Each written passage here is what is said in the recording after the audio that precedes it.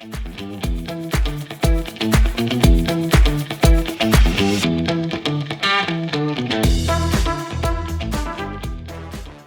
everybody. My name is Simon Torrance, and I'm going to be moderating this webinar on Embedded Insurance 2.0.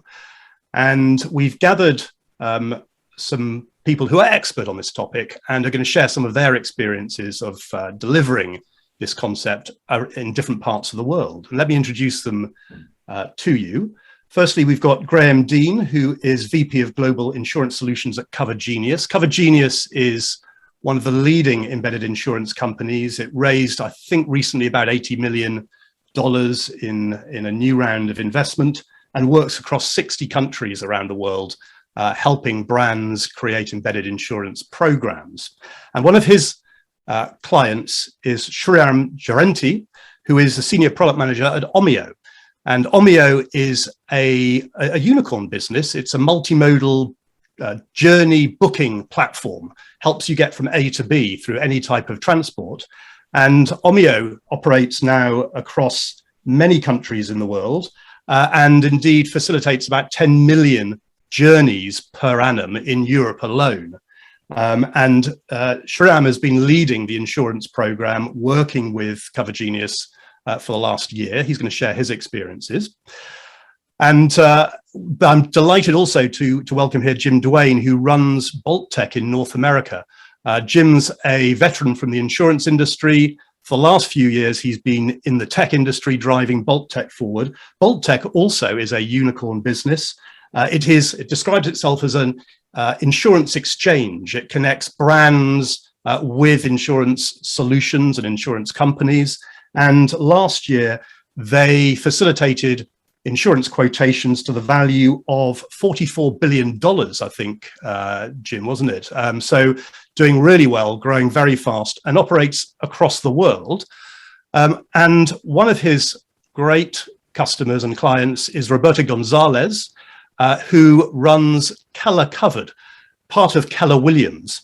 Keller Williams is one of the biggest real estate companies in the world. It operates in 80 countries, has 170,000 estate agents that work with it. And Keller Covered is their insurance proposition, which has been set up, I think, or been updated in the last year or so. It works closely with Jim and Bolttech to enable that. So really delighted to have this group of experts together with you today. I should give you one word of apology. We are all men. We normally like to have a mix of sexes in our webinars, and next time we'll ensure that we do. But for now, bear with us, please. So the agenda for today is as follows. I'm going to share a few slides to set the scene and create the framework for our discussion today. And then I'm going to ask the panelists to give their views on these questions here. Firstly, what is embedded insurance and why is it important to society and businesses? And then we're going to spend a bit more time delving into the details of what sort of problems it addresses for brands and their customers. So we're going to ask Sriram and Roberto about their experiences, and then Jim and Graeme are going to share some of their knowledge and expertise working with other companies as well. What sort of problems is it addressing for brands and consumers? And then we'll look at how do these types of companies, brands of different types and different sectors, create business cases for embedded insurance. What are the methods and processes and lessons for that? And we'll end by looking at the future. How might the future look? How is this market going to evolve? And to engage you, the audience, and the people who are taking their time to come and listen to us today, we've got some polls, some surveys that we'll run throughout the discussion today. You can also, by the way, input your questions and comments in the chat or the Q&A function that you can see. I know you've all used Zoom before, please do that. We may not, well, we almost certainly won't have time to answer all of them during this session, but we will commit to responding to them afterwards. We'll review them and we'll write up a Q&A FAQ document to cover the questions you might have. So thank you all of you who've taken time to be with us today. Big thank you to the panelists as well. And let's get started on this interesting topic. The background to it is a report that myself with my friends at Aperture have just finished writing, called Embedded Insurance 2.0. It's been a labor of love for the last 6 months, looking at this market and how brands and insurers and others can take advantage of developments. It's about 90 pages long. We surveyed and spoke to nearly 50 leading pioneering companies in this space, including Bolttech and CoverGenius, and we benchmarked them against various criteria. And you can see a sort of redacted version on the right-hand side. And the reasons we invited Bolttech and CoverGenius along today was they were very much in the top right-hand quadrant there compared to others. I should say that there are many players in this space. They all do, or many of them do different things in different ways. And there's a great deal of innovation happening in this market. It's still early stage, but very vibrant and growing much faster than the rest of the insurtech market today. If you want to get details of this report, you can see the URL there. It's also in the chat space here as well. So the URL, if you want to get more details on the report, is there. So let me set the scene. What is emerging that is enabling embedded insurance 2.0 is the following. And essentially, brands have sold, or some brands have sold insurance for some time, but technology is dramatically changing the way that's happening, and also the nature of the insurance solutions and the nature of the way that consumers consume them. And let me just try and bring that to life briefly for you. We always need to start with the end consumer. And as many of you know, the world is getting riskier. There are more and more severe risks facing us as individuals, businesses, and humans on the planet. And that is creating protection gaps between what we need to be resilient and have peace of mind and what we have, the types of solutions that are available to us and that we have that are going to protect us. Those gaps are getting bigger and bigger as the world gets bigger in terms of more people and the risks increase. And so there is increasing demand for protection solutions. And what's interesting in the past, of course, is that traditional insurers would provide those to consumers if the consumer knows about them, understands them, can access them, and can afford them. And there are many people in the world who are completely uninsured. There are even more people who are underinsured. And even in advanced economies like North America or Europe, there are many people who don't have the right type of protection to suit their lifestyle or their situations. And the UN is very worried about this. And so what we're starting to see is the potential for a new type of organization to help consumers get what they need. And let's call these brands and digital platforms that interact with consumers on a more regular basis than insurers do, that understand their needs in the context of what they support their customers with, and have a lot more data, often real-time data, about customers that can be used to create more appropriate, relevant, and affordable protection solutions for end consumers. And of course, brands and digital platforms have their own pressures. They need to find, keep, and retain customers. And so they're looking for new ways to do that. And insurance, we're going to hear about it later on, is a way of helping them to keep closer with their customers. Now, at the same time, on the supply side, in the past, individual insurers would sell their products to customers, and those products, those capabilities would tend to be tracked within individual organizations. But now, digital technology is allowing those capabilities to be released, abstracted into software, turned into almost Lego bricks that can be reconfigured by organizations in new and creative ways. And we're seeing the capability not just in insurance, but also in financial services and other adjacent areas that are relevant to protection, prevention services, or other types of value-added services. And so what we've now seen, and this is what our report was focused on and why we've invited the panelists to join us, is a new breed of organization that is sitting in the middle, that is enabling those Lego bricks to be drawn in, configured to help brands support their customers with their protection needs. And CoverGenius and Bolttech are two prime examples of companies that are doing this, that have focused on this as their business. And I call them operating systems because they essentially help to orchestrate innovation between the supply base, all the capabilities that are needed, and the demand, which are brands, digital platforms, and end users. And so today, where our panelists fit in, we have Roberto from Keller Williams, who is a brand in the real estate sector, which is digitizing rapidly, and Sriram, who runs product management for Omio, which is a digital platform.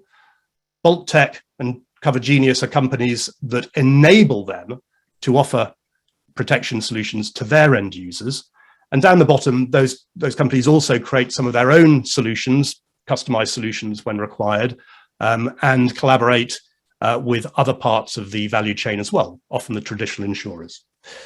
So that's the framework we're going to use to discuss around. And in terms of why this is such an interesting market, we've done some sizing, and it looks quite attractive in terms of the growth of embedded insurance over the next 10 years, which is essentially a new method of distributing protection and insurance solutions that will eat into other distribution channels. If you're on the insurance side, wondering how this affects you, the value at stake for traditional distributors.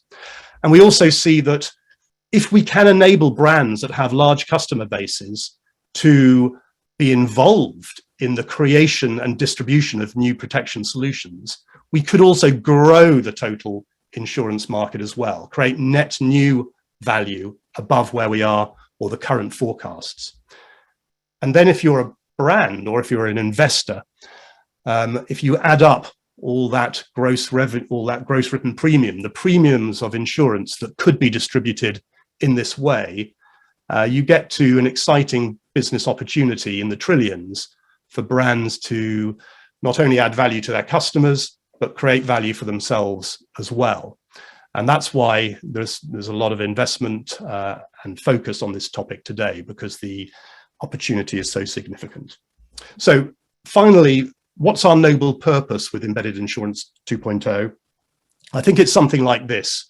If we have these protection gaps, how can we close them by working with brands that have closer interactions with those end users on a more regular daily basis, enabled by new operating systems? And maybe this is our noble purpose. It's not just about making money.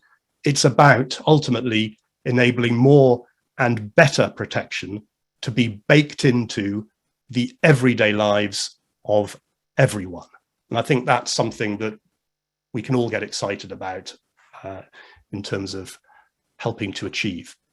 So I hope that has been a useful opening stimulus for our debate. And I wanted to ask each of the panelists just to give their opening thoughts of what Embedded Insurance 2.0 means to them, and what sort of protection gaps ultimately do you think it could address? And then we'll get into the meat of how it works for brands and their end users. So maybe, Roberto, would you like to start? Could I ask you? Sure, of course, Ayman. Thank you for that. That was a great introduction, and I think it explains to everyone very nicely, kind of like how this ecosystem is being built, right? So from my perspective, working for KWX, which is a holding company for Keller Williams, which, as you mentioned, is one of the leading real estate franchisors in the U.S.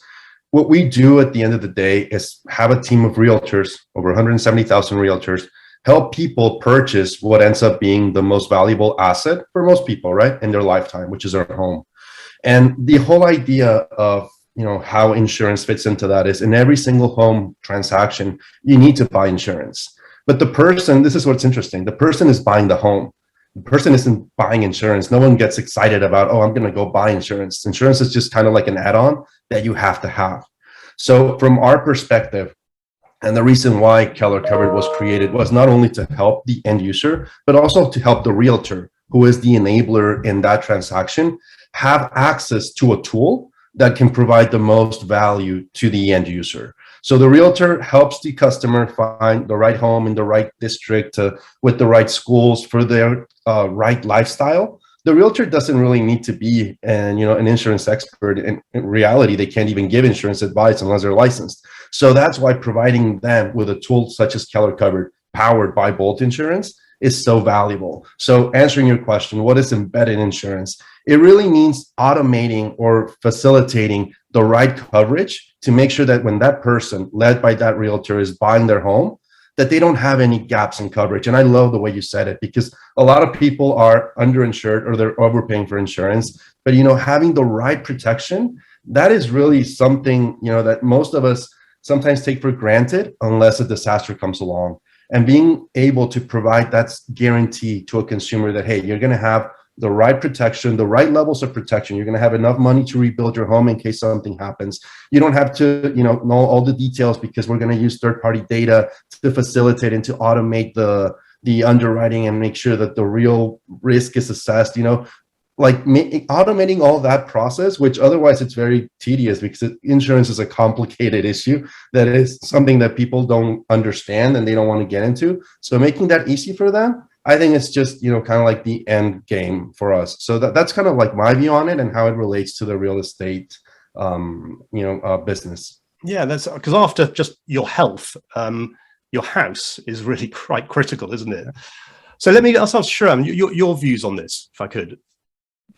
Hello to everybody. And on this, I think it's a very interesting question because if you look at embedded insurance, I would think it's like some sort of disruption to the insurance industry. And I think it's very analogous to what happened in payments and banking. So across the globe, there are a lot of underbanked and underserved individuals, and which basically the new payment services help disrupt and provide access to them. So I think with insurance, I think it's very similar. It provides access and relevant access to a wide variety of consumers who currently don't have insurance.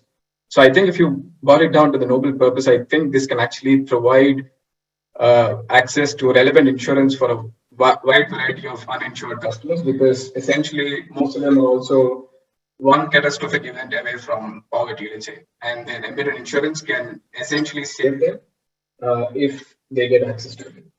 Great, thank you. So, Jim, your perspective. So, I love the fact that you used the term gap before, because one of the ways we characterize this emergence of embedded insurance is insurance distribution is essentially democratizing, right? And why is it democratizing? The reason it's democratizing is the traditional means of insurance distribution, which is certainly not going away, was, as you said, creating a large population of and underserved consumers, right? There was a lot of protection not being served. And I think embedded insurance fills, almost three different dimensions of gaps, right? So the first gap I think it fills is one of different places, right? So you can now buy insurance in a multitude of different places, and those places may be physical, right? You walk into a store, you buy a cell phone, and you can buy insurance on the spot. That, in essence, is an embedded experience. It's a physical embedded experience. Then you've got the digital embedded experience, where you've got a digital journey. There's something broader happening, like someone's buying a house, and there are a series of things that people need when they buy a house, including a mortgage and title insurance. You need some access to legal services, and if you're going to get a mortgage, you need homeowners insurance. So there's kind of a digital gap that's created, or a digital location. And then finally, I think one of the most fascinating parts of this, and I thought it was great that you had Cover Genius and Bolttech on the product supply portion of your slide as well, and that is the emergence of these previously unknown exposures, right?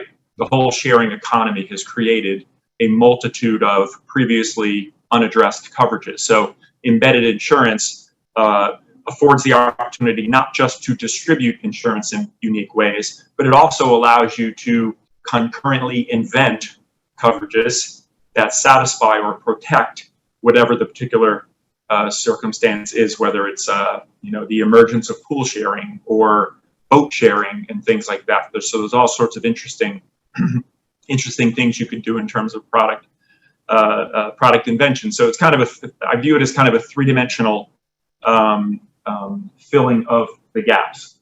Yeah, great, thank you. Graeme, what do you think?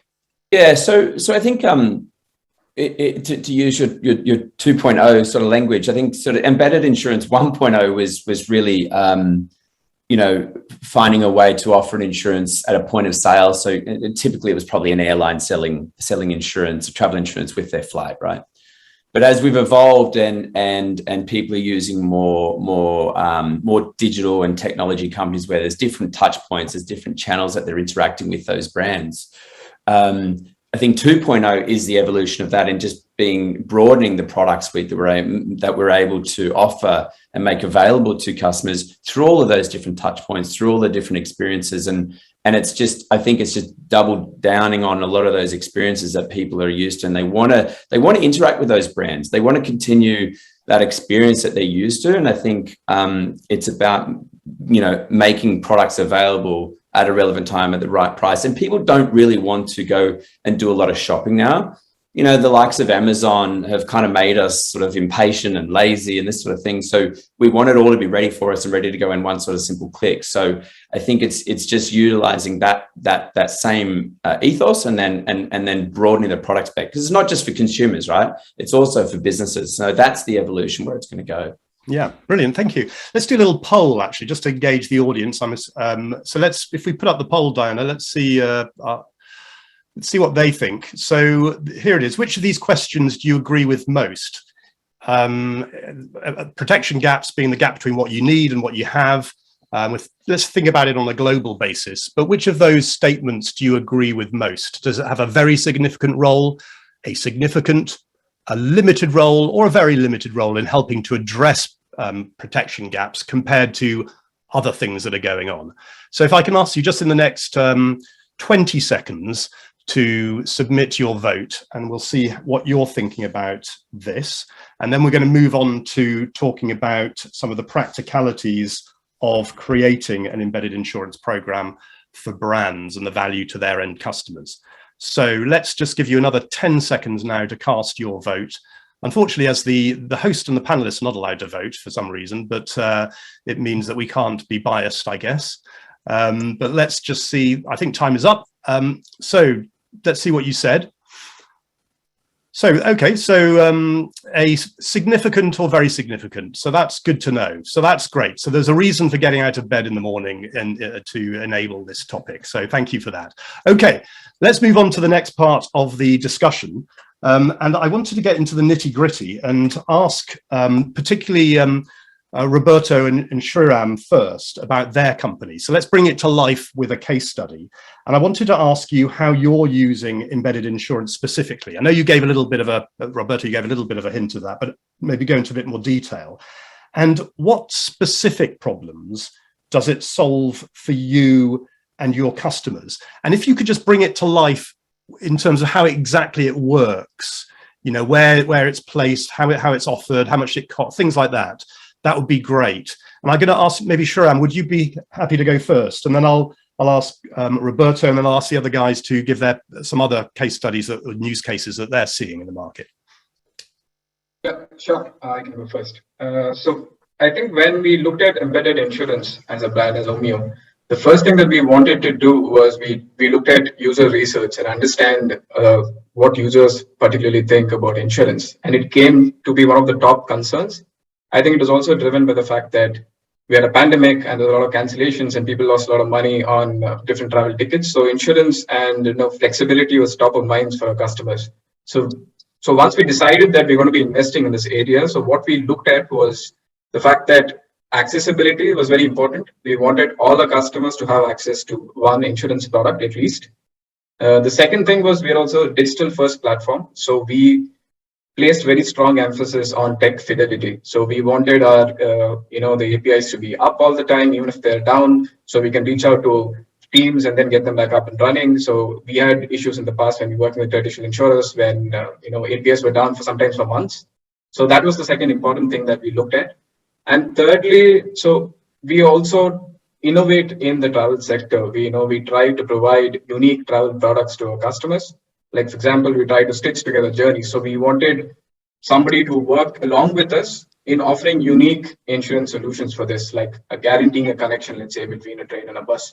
So this is not something that you can take off the shelf, but you need to work along with somebody to building these products. So I think these were the things that we looked at when we considered investing in embedded insurance and why it makes sense for us. And I think you were telling me that something like 10% of the journeys that you enable, people take out insurance. Is that correct? Yes, a little more than 10% of our journeys that we enable actually currently have an insurance attached to them. So, of course, this metric, we've worked on it for the last 6 to 8 months along in a partnership with Cover Genius. So, we brought different value adds, we changed the customer experience, we gave them tailored products, and currently more than 1 in 10 Omio customers actually travel with an insurance. And is it convenience that makes them or makes it attractive to the customer? Would you say it's just there when you need it and it's easy to access? And if you've done it once because the claims process is nice, you'll do it again. Is that it? I think it's convenience and also the fact that it is also relevant because we're offering relevant insurance products tailored to that particular journey. And we also believe that our customers trust our brand. And then when we're offering an insurance at the right point, so we also believe that it also extends to them that, we're saying that this is a relevant product for you to be using right now, given that there's a little bit of flux in the travel industry. So I think both put together, I think this. And it's quite it's very commercially attractive to you, isn't it? Because if you're doing 10 million journeys, 10% is 1 million journeys that are covered. You charge about 10 or 15 euros, isn't it? So that's a lot of money, and then you take your revenue share, which is quite significant as well. So that's quite a lot of high margin new business for you, isn't it? Yes, exactly. So I think not just for the customers, of course, like I said, for the customers, it's very relevant and then it's top of mind, one of the top needs. But even for us as a company, it's a significant source of revenue. And that basically warrants the investment that we had. We have teams working behind this that make sure that product is surfaced in the most relevant way and customers have the most relevant experience. So to do that, of course, we need a case study and we need some numbers to back this up. And like you said, with the current numbers, there is quite a significant addition to the bottom line because the margins on journeys with insurance attached is quite high. Mm. And I think you said also when you move to a more modern, what I call operating system, in this case, working with Cover Genius, you quite dramatically increased your attach rates, didn't you, of insurance as well? Yes, I think that is because we worked on the product in close partnership, and then we decided that this was the right product strategy and the right product to be offering to this particular set of customers because we do multimodal transport. So we have like trains, buses, and flights, and then we need to be offering relevant products. And also the way we surface it up at what point we do. So we needed somebody who worked along with us in determining all this and working and making sure that we have the right tools for this.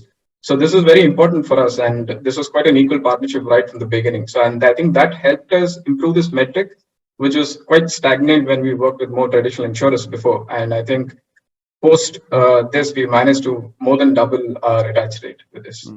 Brilliant. Well, thank you for that. Let me just ask Roberto, can you tell us a bit more about how in practice your proposition works, and then the benefits to because you've got the agents and you've got the end customer and then you've got you as well. So just tell us a bit about how that works in practice. So yeah, like you're mentioning, right? From our perspective for Keller Williams, I think it's a very unique position because every initiative that we undertake in KWX, the first question that we have to answer is, how does this benefit the agent?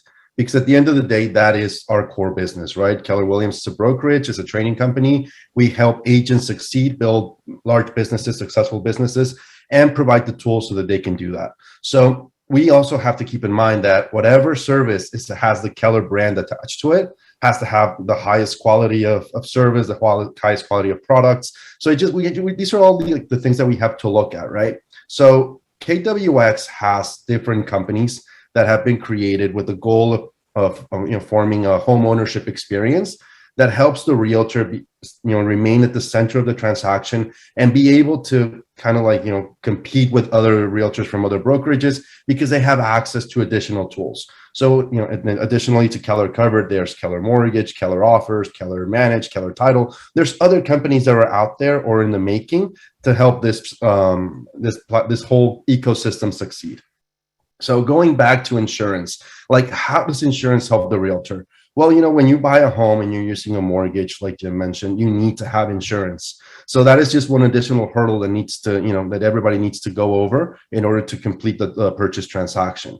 So having a tool like Keller Covered, the idea originally was, helping the end user have a very streamlined, very efficient, very effective, very unintrusive experience where they could go into a website. They could answer a few questions that everybody knows, not ask anything random or that you wouldn't know about a house that you don't even know, right? Like, how far away are you from a fire station, or how far away are you from a fire hydrant, which are questions you need to answer in order to get a quote from an insurance carrier. So, we built this website that is very streamlined. We ask only 7 questions. We use third-party data to pre-populate the rest of the questionnaire. And basically we send all that over to Bolt. And then Bolt we leverage their insurance exchange to get back the quotes and populate the quotes. So basically, a realtor doing a transaction with a customer is able to get that customer in less than 3 minutes, most of the time, real accurate quotes on what insurance would be would cost and what protection they would have for that new property. So it keeps the realtor, it makes them seem more knowledgeable. It makes them seem, more efficient. It provides additional value to the end user. And it's just part of the ecosystem where, you bring this additional value. So, where we insert Keller Covered, we integrate, and, that's really my job. Where we integrate in our own CRM so that realtors have an easy way to invite customers to shop for insurance.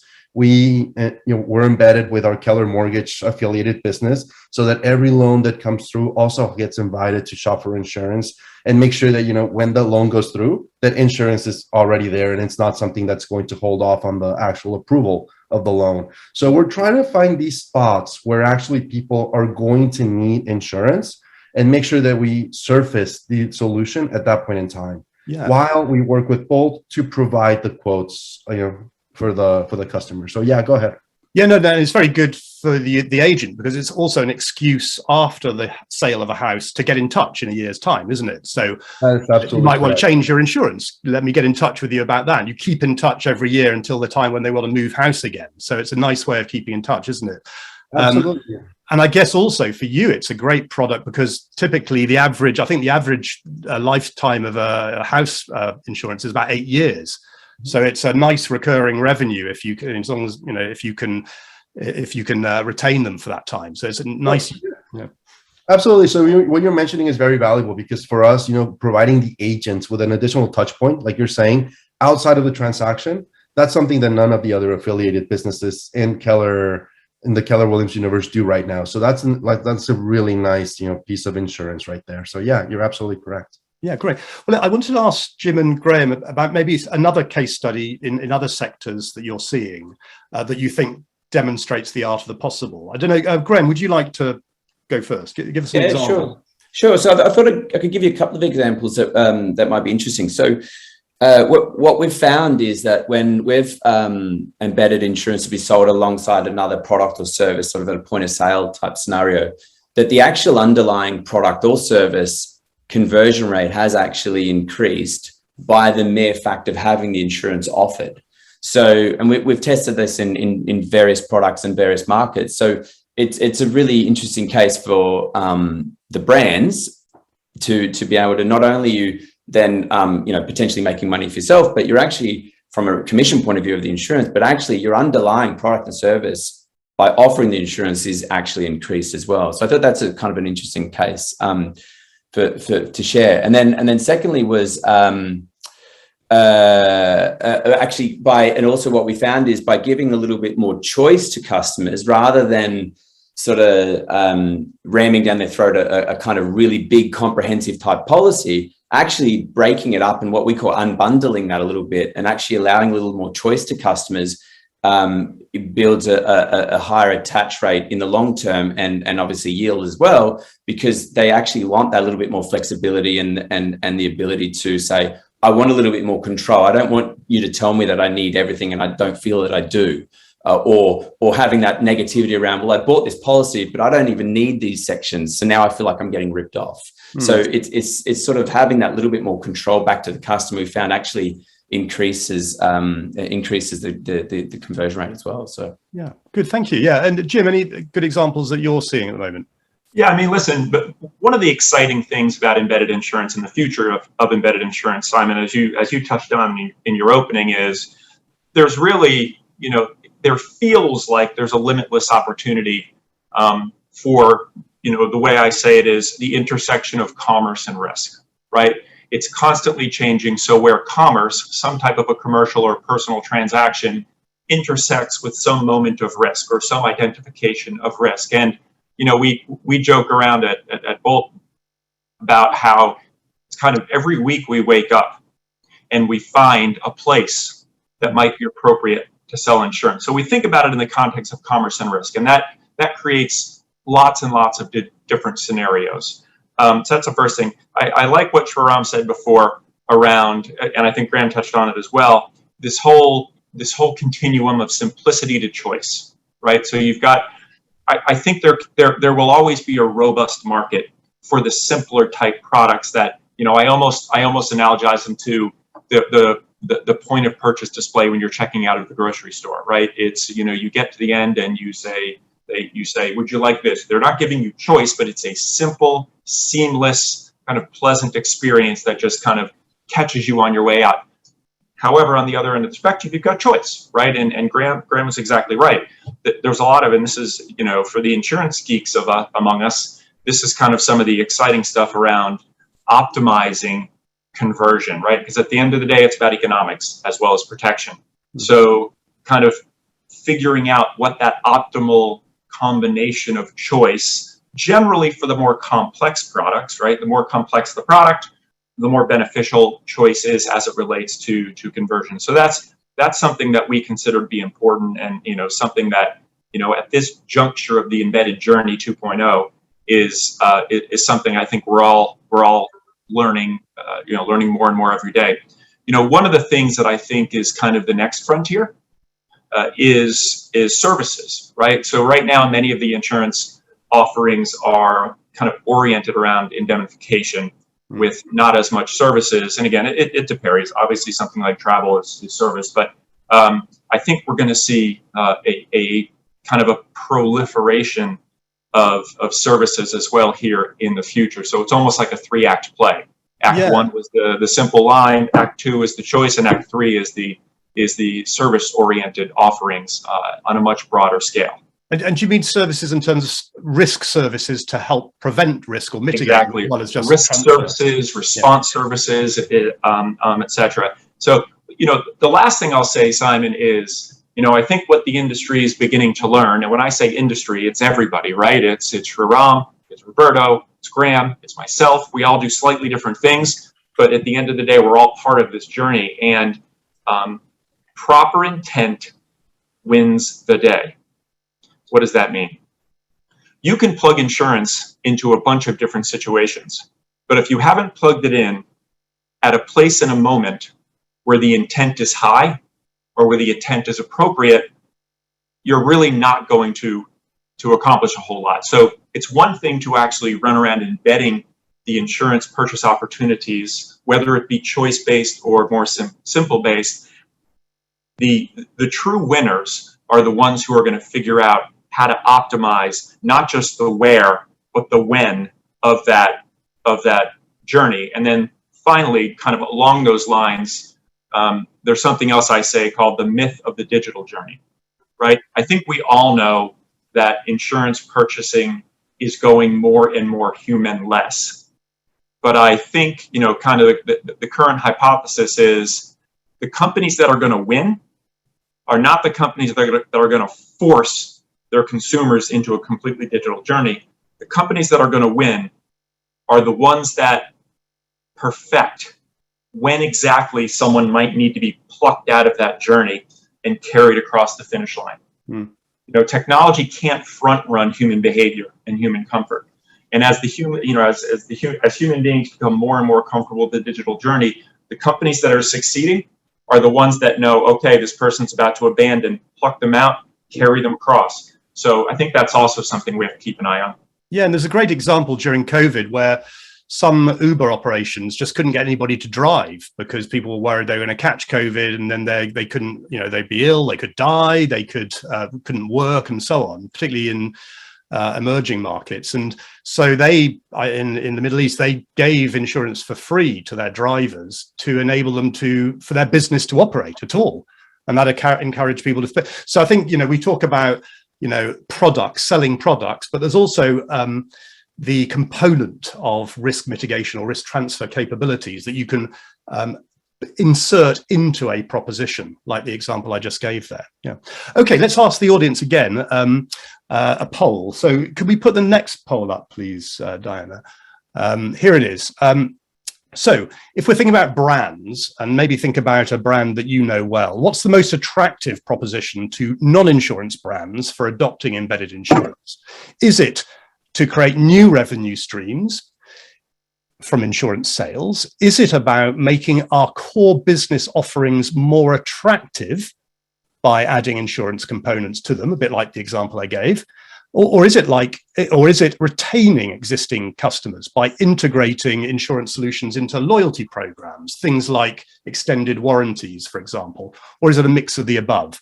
Let's get your thoughts on this. So again, I'm going to give you 15 seconds this time to give your vote on that, and we'll see what you think about the value to brands. Just choose one of those, and we'll see what you think. I'm going to ask you separately about value to consumers in a minute, but let's just see what you think. So you've got another 5 seconds to make your vote, and that is just about up now. So let's see, Diana, what do people think? Well, yeah, a mix of all of the above. I think that's exactly right, actually, isn't it? Because the examples we've just talked about are not just about reselling insurance or about making the core business offerings attractive or about retaining. It's a mix of all of that. That's a great result there. Good. Okay.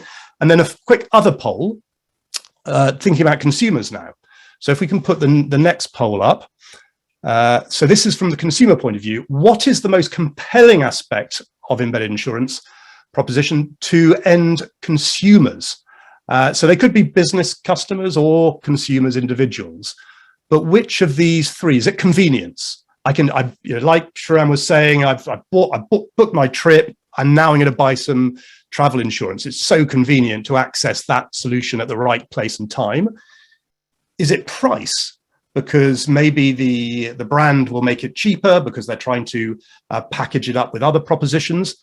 Or is it simplicity? It's just so easy to understand, to access, to manage. And particularly what these guys do is to make the claims experience really easy as well. Is it just, I don't want any hassle. It's so simple to do because brands have worked with companies like the ones that are with us today to make it a much better experience. What are your thoughts on that? So again, I'm going to give you another 5 seconds now to get your final thoughts on that. Or is it a blend of all of those three? So let's just see what you've said to that. And convenience comes. This is really interesting, Graeme, isn't it? Because I know you always say convenience really important. Price is less of the driver. In fact, you know, people are happy to pay for something that's good. Just Graeme, quick, any comments from you on that one? No. I mean, that's you're right. You probably heard me say it before, but look, yeah, convenience I think is the number one driver. It isn't about price, and actually, you know, it isn't about the insurance brand per se either, because it really is about the brand that's actually offering it, which is the distribution brand. And yeah, I mean, it's at the right time. The pricing is likely right because you've probably had some smarts in there, but it's not the main driver. It really is convenience. So yeah. And any other comments from anybody else on this one? To tally with your experiences. Good. Okay. So let's move to the next section about creating a business case. So part of the reason for us writing that big report recently is to try and educate and engage brands about the art of the possible. And it feels to me that this is a very greenfield market still. You've had big companies in the past, like retailers or banks that have sold or resold insurance, haven't you? And telcos have done that to some degree with handset insurance. And then there's big manufacturers or retailers that have sold extended warranties. But what it seems to me is that that's just part of the market. There's a huge swathe of the rest of the market that doesn't even realize what they can do, the sorts of things we're talking about, particularly non-digital companies. And there's a lot of small companies never thought they could embed insurance. So small retailers of e-bikes is a classic example, which, it's great to offer at point of sale, theft, injury, warranties, and so on. But in the past, it's just way too expensive to do that. Now, through technologies, any company can do this. So I wanted to just ask you a bit about how, even for very sophisticated digital companies like Omio and increasingly Keller Williams, how did you go about, or how does your organization go about thinking about creating a business case? What are the key things that the CFO and the CEO and ultimately the board, what resonates with them? And I'm going to ask Sriram and then Roberto, and I'll ask the other guys to come in with their experiences. So Sriram, what made this compelling to your leaders? Yeah, I think the first thing, of course, like I mentioned previously, is the fact that there has to be an inherent customer need. And we saw that, like I said, in various user research that we did, that there was this need to actually have flexibility and peace of mind. There was top of mind. So once we took that problem statement, then we started understanding the economics behind it. And then we created the case in terms of, like, what is the potential reach that we can offer this product to? Like, we wanted to offer, for example, on, let's say, 100% of our transactions, all our transactions have one insurance product attached to it. And then we took industry leading the attach rates to these products. I think we had consultations with different partners. We understood what is the potential attach rate for these products. And we also had historical data from working with traditional insurance partners. So we know potentially what percentage of our transactions or bookings or journeys have or can potentially have an insurance with them. And then we also know the basket size of the insurance product. So this is a rough sense and estimate of what the value proposition or the total revenue or the gross written premiums that you can generate from insurance. And then we basically took that into how it will affect the company's bottom line, or the take rates, or the economics. So we built a very simple business case using this. And when we looked at those numbers, they were very compelling. That first, there was an inherent customer need to offset risk, especially in the travel industry. And when we looked at the numbers and the attach rates and the market dynamics, so everything put together, I think it was a very compelling case, both from the customer standpoint and from the company standpoint, that, while we're offering something that offsets risk, we're also basically adding significantly to our revenue top line. Okay, great. So the numbers stacked up quite easily once you put them down and work them through. Yeah. Yeah. Okay, great. And Roberto, just tell us about, from your point of view. I'm just wondering, actually, if I could ask, because once you've started to sell, you're selling a certain type of insurance. I guess there's, maybe you could go on and sell other types of insurance to your customers, given that you have this relationship with them. And I was almost thinking, could you not sell insurance to the agents, liability insurance and so on? But tell us your thoughts on at least the business case and how that might evolve. Yeah, of course. So in order to understand that, I guess I'll quickly go over how this whole thing started, right? So Keller Covered has actually been around for like 4 years. Originally, we had relationships with the carriers, like direct relationships with carriers. And we just had a lead gen website where we would collect the information, send that information to an array of different carriers and just show the quotes. And that was the end of it. So we started to realize that there were some pain points, and this is where we started to create the business case for actually switching the business model. And some of the pain points that we had were complaints from our agents saying, well, I sent the customer through and I don't know what happened. Can you tell me if they purchased a policy or not? Can you tell me what happened with this customer? And we had no idea, because all we were doing was collecting information, showing quotes, and sending them off to 20 different call centers. So that's when we started to analyze the possibility of not just being a lead gen website, but actually becoming an insurance agency.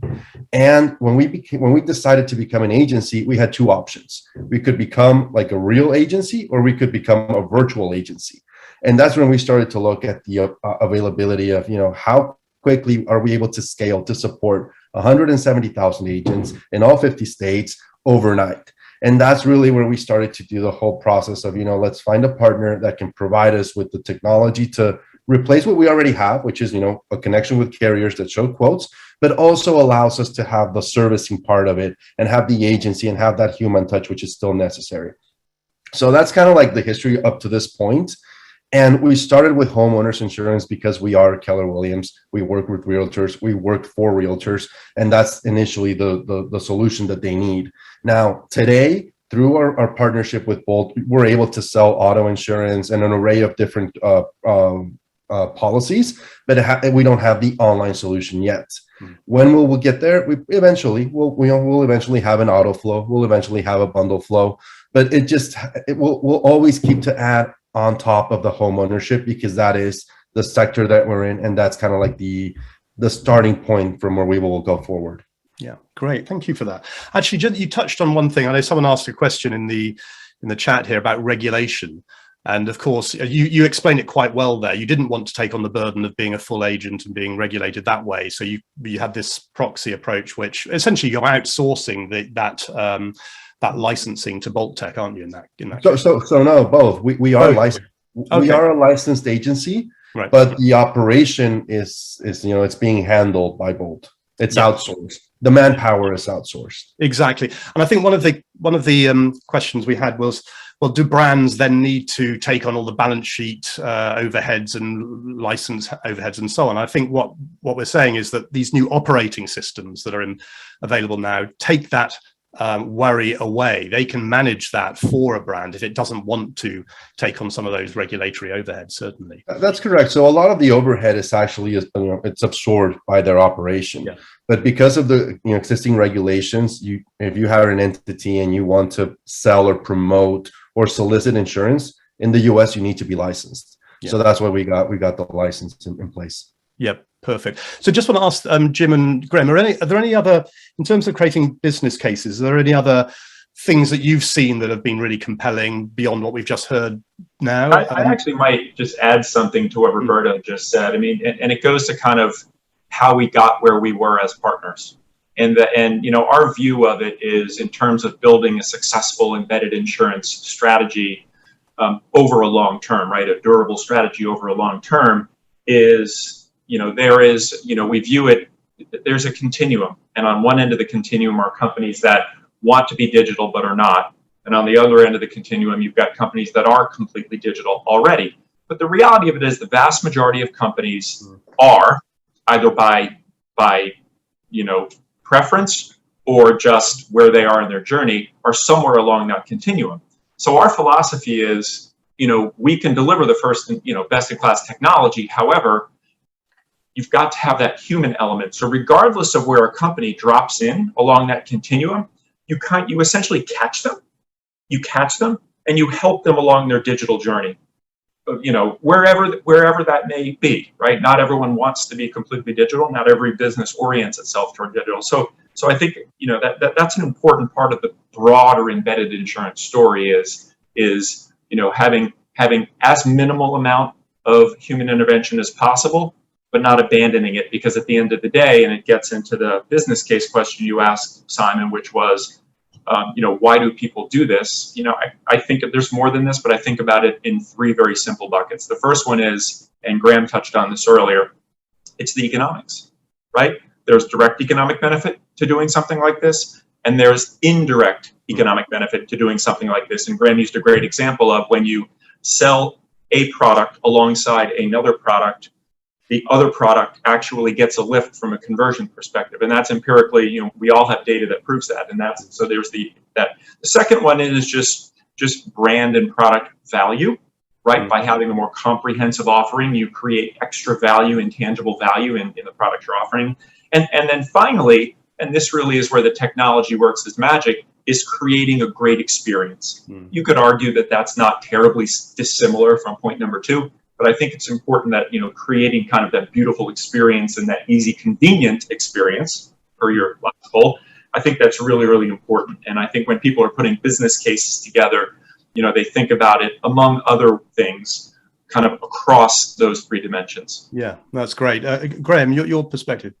Yeah, look, I think it's actually about understanding the motivations of that brand, because each vertical actually have quite different motivations. It might be a case of just wanting to make money, right? And that's fun, and that in pretty early on. Or it might be a case of maybe they need to offer some sort of coverage because there's some regulations around those customers having, or their members needing some sort of cover, or maybe they want to increase the total basket price of what they're selling, right? So there's many different motivations, and I think you just got to understand that to then build the business case for that partner that you're talking to for their internal purposes.